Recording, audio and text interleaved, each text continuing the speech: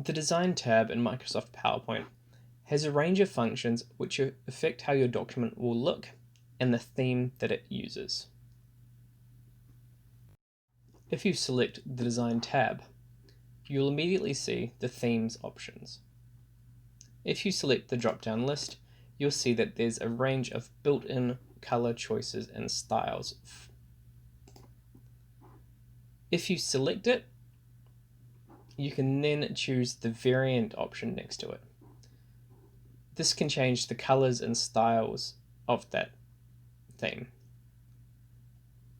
Have a play around with them as you work through.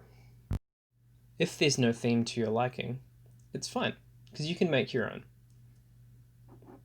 You can use the Customize feature to change how the slide looks, or change how the background is formatted. You could also do this in the Home tab by inserting different shapes, images, and changing the colors. We would though recommend having a look at some of these built-in ones because often they've been designed for a purpose. Depending on your version of PowerPoint, you might have design ideas. These are suggestions about how your slide can look. As you add more elements to your slide, you'll see them change to adapt to that information.